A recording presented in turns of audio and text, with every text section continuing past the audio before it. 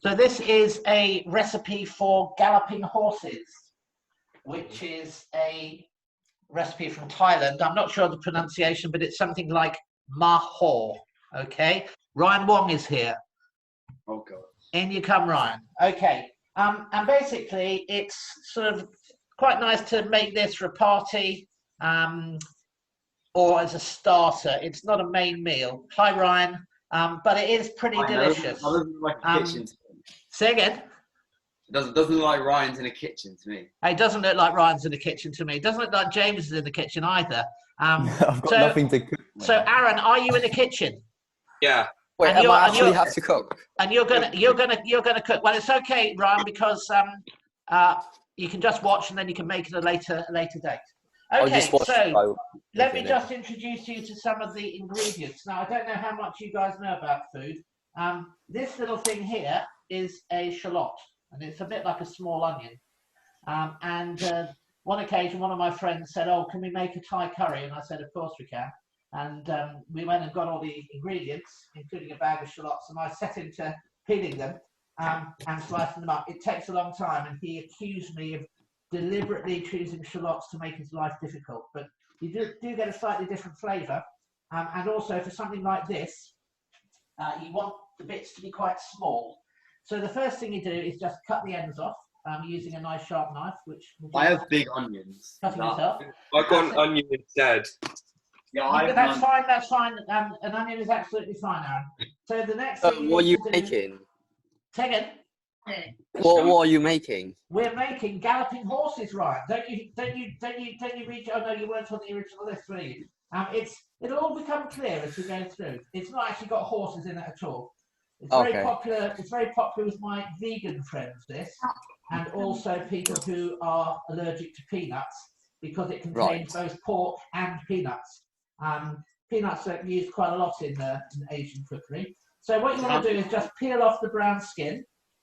So you're left with a nice, succulent, naked allium, which is the name for the family that these things come in. I'm just going to move my...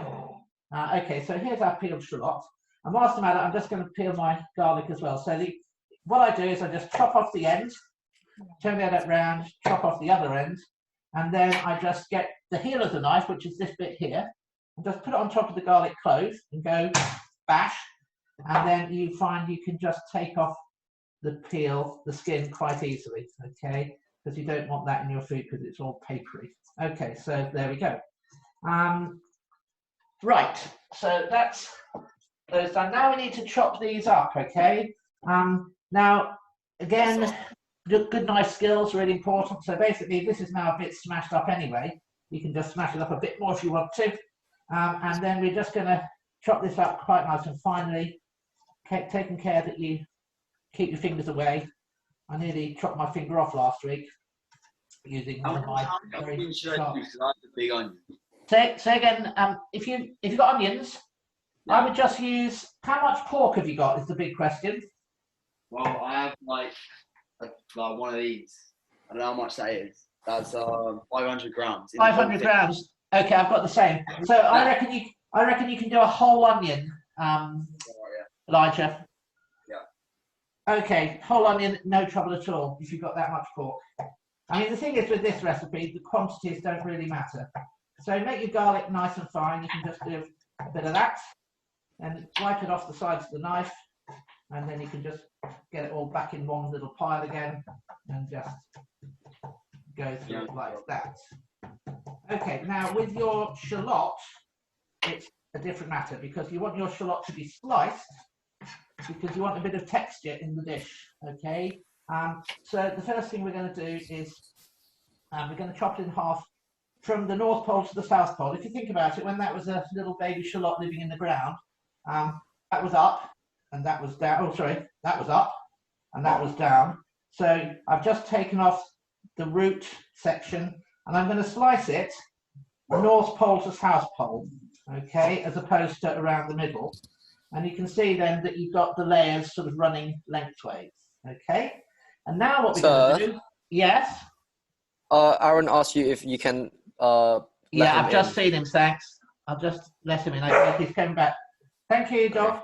Okay, so now what we're going to do is we're just going to very carefully and very finely slice our shallots up, okay? You want them really about 1 millimetre thin, if you can get that, because you don't really want massive, great big chunks of shallots in this little delicate morsel. Okay, and there's a little trick when you get, because you'll find it difficult to hold on to as it gets smaller and smaller. So what you can do when you can't really hang on to it anymore is you can just flip it over onto the bigger surface, and then you've got more to get a grip of. And so you just carry on slicing through like that. Okay, and that's done. Okay, so now we will carry on with the other half, the same thing. So really nice and fine. And if you're using an onion, because it's bigger, you don't want big strips, you know, about that long. You want them to be really no more than, I would say, 5 centimeters. So what you may need to do is to cut your onion slices into smaller bits. But yeah, it doesn't really matter too much either way. And what you can do is, if you like the taste of it and you want to do it again at some point, then you can just play around. But yeah, I would say that shallots are better, but it's pretty marginal, really. The big question is who managed to get some fish sauce, because that does make quite a big difference. Okay, now, obviously, because I'm awesome, I've just managed to chop these up in the last few minutes. So I'm just going to add to the pre-chopped ingredients. Try not to put them all on the floor. Okay, and it's a good idea just to assemble everything before you start cooking, because in Asian cookery, a lot of it is, if it's a stir fry, which this basically is, it happens pretty quickly, and you can't suddenly think, oh, I need to go and chop up some onions. Okay, so I'll just don't forget about my garlic. Okay, right. I'm just going to deal with my chili now as well. So this is going to be used as a garnish. Okay, now garnish just means something that you put on at the end that looks pretty. So if I was making a curry, then I would chop this up finely, although this is a very mild chili. It's sort of not much hotter than a red pepper. And you just chop the top off, and you'll see in the side there's some white stuff and some seeds. And the seeds are the hottest bits of the chili, so if you are cooking a curry and you don't want it too hot, then you can take the seeds out. But I want to slice this into rings, so, and basically each little mouthful is going to have a ring of chili sitting on top of it. So you'll probably get about, I don't know, 10 maybe out of one chili. And because they look a bit ugly, I'm just going to get rid of the seeds out of this. And it will. How we find them? Just like little rings, like. Just little rings, yeah. Just into circles. Okay, and obviously they will get smaller as you move down to the tapered end of the chili. So there'll come a point where actually you think, oh, they're not going to be rings anymore, because they'll just be the tip. Okay, so that's perfect. Okay, one more, and there we go. We can keep that as well. Right, now what I will do at some point is I'll just get rid of those seeds, but I'll leave them there for now. Okay, the other garnish for this dish is some coriander. This is looking a little bit droopy, but it'll be okay.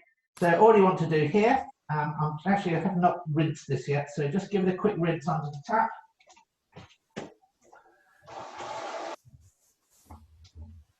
Take it off. You don't need to worry about drying it too much.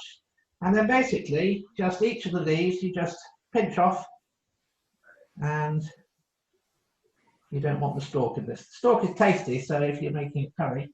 How much of that should be used? Well, you're going to use one for each bit of orange slice. So I would say just start off with half a dozen larger, because you can always just pick off some more. I'm going to do a few more than that because I'm going to produce quite a lot of these, I think. But as I say, because it's a garnish, you can just add it right at the last minute before eating it. Okay, so they look quite nice. Right, okay, so now the next thing we need to think about is some peanuts. So here I've got a bag of salted peanuts from Morrison's. Other supermarkets do exist. And I'm just going to basically, I mean, this is a bit of a cheat because what you should really do is get some raw peanuts and roast them yourself, but it's a bit of a faff. This is a good shortcut. Scissors are always handy. And we need to crush them up. Now, there are two ways of doing this. Firstly, you can use one of these things, which is a pestle and mortar. So I'm just going to, in fact, you'll probably use these in your science lessons at school. So I'm just going to put in a few like that. And basically, you then just crush them up. And you could do this in a little mini machine, but the trouble is it tends to turn into a powder. And texture is a very important part of enjoying food. Nice crunchy things. And so you don't want it to be a powder, and you don't want it to turn into peanut butter, which is what would happen if you just carried on blitzing it up. So it doesn't matter too much, but every now and then you can give it a shake. The bigger bits seem to come to the top, and just keep on going until if you had a big plastic bag, a thick plastic bag, you could put peanuts in that, and you could sort of seal the bag up or just fold it over and then whack it with a rolling pin, and that would achieve much the same effect. Okay, so we're nearly there now. It's a very satisfying experience, and it also makes a good sound. Right, I think that's probably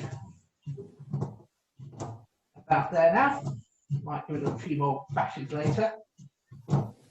Okay, so we're looking in pretty good shape. So I'm just going to go over here a minute. Okay, the next thing we need to do is to get a frying pan or a wok, if you feel so inclined. I'm just going to use a frying pan. And oh, I don't want that one. So I've got frying pan commotion going on over here. Right. This is the one I want. This is a birthday present some years ago from my mother. Thank you, Mum. Good birthday present. Marks and Spencer's. Other frying pan manufacturers are available. Okay, I'm just going to come over here now. I'm just going to rearrange my camera angle a little bit, which could cause a bit of havoc because I'm going to have to move everything. In fact, what I'll do, I think, is I'm just going to take the camera off. I'm just going to show you a few other things now. Okay, so this is an orange. You probably all recognise that. This is fish sauce, okay? And that's the sort of stuff you can get in a supermarket. And if you are fortunate enough to live near an Asian supermarket, you can get a big bottle like that, which will be much, much cheaper in the long run. This stuff lasts forever. Basically, what it is they basically leave fish to dry out, and the liquid that comes off them is this stuff. And it really, really smells bad. But don't let that put you off, because it's sort of a little bit like anchovies. You may think you don't like anchovies, but in a tomato sauce or something like that, or cooked with roast lamb, they sort of don't taste at all fishy, and it just has like a really savoury kind of a note. Right, camera angle. Okay, so that's the right way round. Okay, so what I need to do now, obviously, is to clear this stuff away from the hob, because we don't want anything on the hob when we're cooking. So what I'm going to do now is basically we're going to fry our garlic and our shallots, okay? So we'll need a little bit of vegetable oil. It doesn't have to be extra virgin olive oil. If that's all you've got, then that's fair enough. Probably about a tablespoon. Doesn't really matter too much. I'm just going to put the temperature up to a medium heat, so I'm going to put it on to about 4 or so, and just give my hands a quick wash. Okay, so now I'm going to get my little stirry thing. So we just need to keep this moving so that it doesn't burn or catch. And what I always suggest you do, if you're doing a sort of stir fry like this with garlic and ginger and spring onion, that you start off with the onion, or in this case shallot, and you put in the garlic a bit later, because otherwise the garlic can burn, and also it's in smaller pieces. So in with the shallot, and just wait. I should wait until the pan got a little bit hotter ideally, but it doesn't really matter. Should be heating up pretty quickly now. Yeah, there we go. Okay, and basically you just need to cook this for a little while. A little bit of big piece there, that's okay. And you just want it to sort of wilt down really. And whilst that's happening, I can deal with the oranges. Okay, so if you keep your ears open when that starts sizzling away, then you know that things are looking good. Right, I don't quite know why this is seems to be taking a lot longer than usual, but that's probably one of the functions of doing it on Zoom. Right. Okay, what else do we need to do? I need to show you how to prepare the oranges. So I'll just move this back again. And so there are 2 ways of doing this. I'm just going to get myself a new chopping board, which is quite luxurious. Okay, so basically now what we're going to do is we're going to get our orange. And the easiest way to do it, again, there is that basically was, well, that was presumably, it was hanging that way up. Basically what you want to do is don't cut it down that way. You want to cut it sort of, I would say, equatorial, because if this was the Earth, then it would be sort of spinning around. Here would be the North Pole. Down there would be the South Pole. And then the equator runs around the middle. So you get different shapes. So basically what we'll do is we'll chop off the bottom, and that's of no use to us. And you can chop off the top, and again, that's no use to us. So what we want are the nice juicy bits in the middle. And basically, I don't quite know how I've managed to get that so wonky, but there you go. So now we're just going to slice this into, again, fairly thin slices, like this. And this is what our Galloping Horses will be served on. This will be like a base. Okay, so going to be very careful not to lose any fingers. And if you get any bits left over, then you just eat them. Okay, so there we go. Now the next thing, obviously, is we need to get rid of the pith. The skin. So because they're a little bit fragile, I'm just going to cut around it.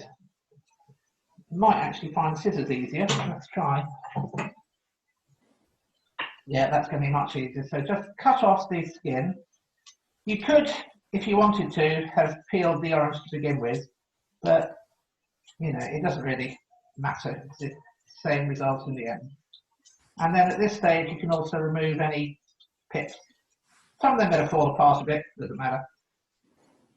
And then you just do that with all of them. And I'm just going to get a nice plate upon which to serve this. My shallots are now sizzling nicely and smelling good. So smell, sight, sound, touch, all important in cooking. So if you smell something burning, then chances are something's burning, and you need to go and do something about it. So the trick the mistake most people make when they're learning to cook, I'd say, is they get the temperature wrong. It's too hot. So you can't undo that. If you burn things, they're burned. But you can say, oh, it's not cooking very quickly, and turn the temperature up. Okay, so I'll just bring the camera over here. You can see now they're beginning to soften up a little bit, and they're not rigid anymore. And that's how you want them to be. You want them to be nicely softened. Okay. Right, that can stay there now. You'll see there are a few bits that stubbornly sort of keep together. You just want to try and bash them. So there we go. So they just fall apart into individual little rings. Okay. So I reckon we're about ready now to add the garlic. I've put quite a lot of garlic in. Don't think you can have too much garlic really, as long as you're nearest and dearest to sharing. And you will smell when this starts to cook, because you will smell, guess what? Garlic. Okay. Literally, 30 seconds to a minute, doesn't really matter at all. Okay, it's very sort of forgiving, this dish. Just want to then burn it. Okay, the next thing we're going to do is to add our pork. And this is just minced pork, which I got from the supermarket. And it's quite fatty, but you sort of need that for this dish. So you just tip it out. Don't forget that on the back there is a little bit of paper. And you don't want that in your food, so you just take that off. Or should I put in the whole pat? I would put all the pork in, Elijah, yeah. And then I'm just going to, I'm not going to break it up immediately. I'm just going to sort of separate it into chunks like that. And I want now to have the heat pretty much as high as it'll go. And then you can just leave your meat. You don't want to break it up too much at this stage, because it will release a lot of water, and then it will just steam rather than frying. Really, you want it to fry. And you want it to get nice and dark brown. Okay, so you'll see in a minute when I turn it over how that will look. And whilst this is happening, we don't want to add any watery liquids. So we don't want to add the fish sauce yet, because that, again, would cause the meat to steam rather than to fry. Okay, so I'm just going to flip this bit over now. We're breaking up a little bit. You can see it's lost its pink colour. Okay. And so you can see over here, we've got a nice bit of brown colour there, which is what we want. And if you just put your mince in and you just bash it up immediately, it'll be harder to get that sort of caramelization. If I had a real gas hob, then it would be better for this, because this one sort of seems to keep on cooling down a little bit. But it doesn't matter. This is a really good hob for instantaneousness. Okay. So, again, see, I'm not really breaking it up too much at this stage, because I just want to give the opportunity for it to brown a little bit. Okay. Note how I push the shallots mainly to the side, because I want the meat to be touching the pan, not the shallots, and also the pan is hotter in the middle on this hob anyway. Okay. Right, how are you all doing? Aaron, are you coping? Yeah. Just like one slight thing, like my was like, it wasn't in like a square packet. It was like, yeah. So I had it in a bowl, so I just sort of like separated it how I could. Yeah, that's fine. It doesn't matter. It doesn't make a major amount of difference. This is just really the way I like doing it, I guess. Okay. Elijah, how are you getting on? Yeah, all right, I think. Excellent. Okay. So now we just can turn this over. And we get into stage now where we'll be able to just break it all up. If you're making a spaghetti bolognese, then it's really important. You really hard fry your beef. You don't need any fat in the pan at all. You just get a hot pan, put your minced beef in it, keep it in a lump if you've got it from the supermarket, and then get it really quite dark brown before you turn it over and before you start breaking it up. If you just stir it all together so it falls down into mince, it'll just be grey and watery. I mean, you'll get rid of the water eventually. If you don't get that nice sort of, the Maillard reaction is what it's called. It's all down to the chemistry, of course. Right, okay, that's fine. I can now start breaking this up a bit more. And it's really important with pork in particular that you cook it pretty much so there's no thickness left at all. Some people say that it's okay to have a little bit, but I'm not so sure. Pork tends to be a bit prone to parasitic worms and things. I'm not sure they burrow into the flesh or anyway. Right. Okay, so now, slightly weirdly, we're going to add some sugar. But this is one of the things about Thai food. It's hot, sweet, sour, and salty all at the same time, and you really want to balance that out. This is just some soft brown sugar, light brown sugar, and again, you just chuck some in. You want it to be quite sweet, so it's going to be, I would say, that much, which is a good old whack. And then what you can do at the end is you can taste it and you can decide whether you want to put some more sugar in or, you know, as I said before, you can always add more, you can't take it out. So don't be totally gung-ho about it. Say again, Elijah? Like a couple of tablespoons after. Say again, I couldn't hear. Is that like a couple of tablespoons? Yeah, a couple of tablespoons. Yeah, that's fine. Yeah, a couple of tablespoons. Sorry, I couldn't hear you. Okay, so now you can start mixing this all together, and you'll see that what happens is that the sugar is sort of dissolving in the meat juices, and you now want to start breaking up these bits of pork mince because you don't want any big lumps. Okay.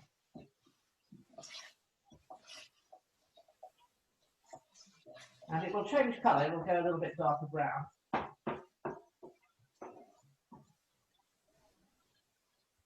think I'm actually going to put a bit more sugar in mine because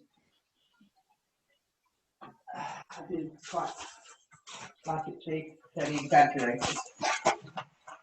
Okay, so that's maybe another tablespoon or so. And you'll see it just makes it go a little bit darker brown. Okay, now the next thing we need to add is some fish sauce. Now, don't be put off by the smell of this if you've never smelled fish sauce before, because it is very stinky, but it is very yummy. And if you like Thai food, you like fish sauce, because there's not a lot of Thai food that I know about that hasn't got fish sauce in it. But it's powerful stuff, so be very cautious. It's very salty, and it's got a very sort of savoury flavour. So I'm going to put in, as I'm quite a fan of fish sauce, I'm going to put in about a tablespoon or so, maybe like that, and instantly you'll smell it. Smells quite fishy, funnily enough. And basically now we want to carry on cooking this until... Sorry, how much fish sauce did you say? About a tablespoon. And again, what you can do at the end of life is just taste it and add a bit more fish sauce if you think it needs it. If it's not salty enough for you, then put some more fish sauce in. So they don't really use soy sauce very much in Thai cookery. So in Chinese foods, the saltiness mainly comes from soy sauce. In England, we tend to use salt. And in Thai food, they tend to use fish sauce. And I guess it's to do with what you've got available. Okay. Right, so just mash up some of these little bits again. Right, so as I say, you want to get this completely dry. So just taking the opportunity to get rid of any last bits of chunks, I mean. And then once the watery liquid is gone, it will obviously dry out, and then we'll start frying again, because I want it to get a little bit crispy. I should really have done this on my outside wok burner, but it's a bit windy, not very nice. It's going to keep on blowing out. But if you've got a gas hob, I would always recommend never live in a house without a gas hob. So that's why we've got one outside. If you like cooking stir fries or even stuff like this. Okay, the next thing we need not to forget is to add our peanuts. As I mentioned earlier, I thought I'd probably give them a bit more of a crush up, just so they're not too many whole halves, if you like. But again, you want them to be big enough to give you a bit of crunch. And so just tip those all in. And you can see it looks pretty boring at the moment. It's just a fairly bland kind of browny colour. That will change when we assemble the final dish, and it's all about the garnishes. Okay. Right, just stir that all in. You can see now, you can see that the liquid is getting quite syrupy now, which is good. But I want all that liquid to go, so it just needs to keep on cooking through. Meanwhile, I'm going to go back to my oranges and just put some slices on the plate. And this gives you an opportunity, if you come across any bits of seed, to remove them. Okay, so just as I did before, I'm just cutting around, getting rid of the skin and the pith, which is quite bitter. And I'll just do a few, and then I'll finish it off later on, because we've only got about 7 minutes to go. I'll say I'm very impressed with the studious nature of my student chefs today. They're really getting down to the task in hand. And hopefully, in years to come, this might be something that you make a lot. I think if this is the kind of food you like, it's difficult not to enjoy it. And you can just adjust it to suit your particular taste. So if you like it really spicy, you can even put a bit of chili into the mixture in the pan, or you could garnish it with a hot chili rather than a mild chili that we're using today. Generally speaking, as a rule of thumb, people say that the smaller the chili, the hotter it is. I know there's a lot of machismo attached to you can eat the hottest chili, and I've even heard of people in some schools taking chilies in and causing themselves to become really quite unwell. And I think the ghost chili is currently the hottest one. I'd say I've eaten the ghost chili before, you know. Is it the ghost chili? Yeah. Okay. I've ordered Have you eaten the ghost chili? Yeah, it was. Do you not remember? I think it is the ghost chili. Yeah. It's not. Do you know how they compare the heat? They have a special scale. Oh, Units, yeah. Come on, Aaron, what is it? I can't remember, but like they do it on. Yeah, Scoville. It's a Scoville scale. Well done. I'm impressed. Okay, so right, I'm just going to do a few of these. I'm just going to make them look reasonably pretty, and I'll move the camera in a minute. Right, let's just see how this is looking. That's looking good now. So, wash my hands. So you can see that the liquid is pretty much gone now, and the liquid that is there is just quite sticky. And so that's all come together quite nicely. A few little last bits of meat to smack up. And just make sure it's all stirred in. If I was a pro, I'd do some clever manoeuvre where I lifted the pan off the hob and cut the stuff around to mix it up, but it'll just end up all over the floor. And I have a spaniel who would very quickly hoover that up. 3 spaniels would very quickly hoover it up and that. Okay, So I reckon that's nearly there now. I'm just going to show you the final thing. What you would normally do is just let this cool down before. Actually, I'm just going to check I've added everything first of all. So, okay, that's fine. That's everything in the pan. Right, I think I'm looking at it. I think I'm going to add some more peanuts and maybe some fish sauce. So, what we now do is we'll just come back over here. I'm going to get rid of this. I really need a camera person. If that could be arranged, I wonder whether the school would be able to sort that out for me. Okay, so I'm just going to now get the camera on my artfully arranged pieces of orange. Okay, so they're just the orange segments. If you want to, you can take out the middle bit, you know, these middle white bits, but I wouldn't worry about it really.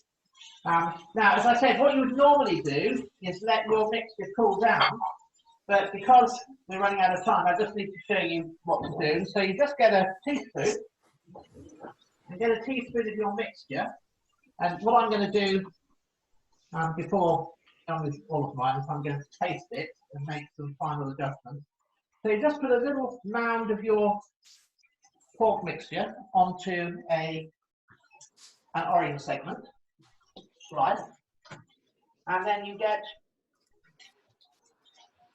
a piece of coriander leaf, which goes on top. And then on top of that, you have a little bit of chili. So just see if I can get a better shot of this. I'll just wash my hands again.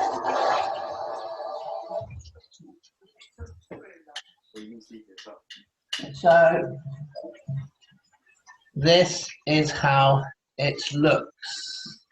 Okay, and hopefully yours will look a little bit like that once you finish them. Okay, does anybody have any questions?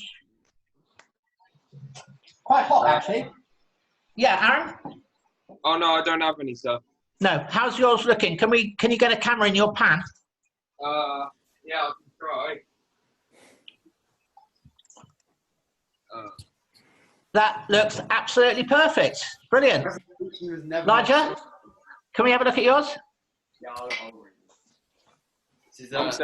my laptop's on a ladder, so this is going to be a tricky maneuver. Okay. Well, I don't want you to cause. What are you using, Elijah? I don't want you to make the decorator fall off. Oh my god. Wait, can you see? Wait, where is it? Can you see that? That's looking pretty good. Yeah.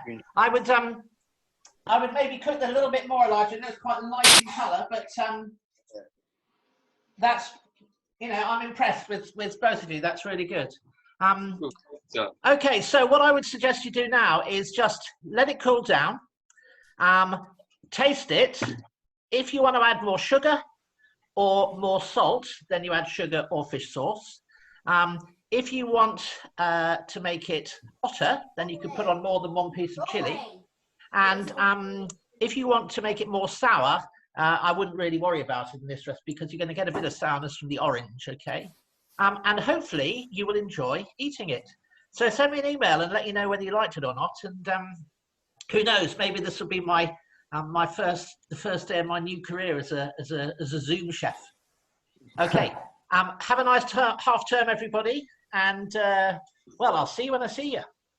Cheers, sir. Thank you. Thanks, sir. You're welcome. Cheers, James. Cheers, Elijah. Thanks, Cheers, everyone. Ryan.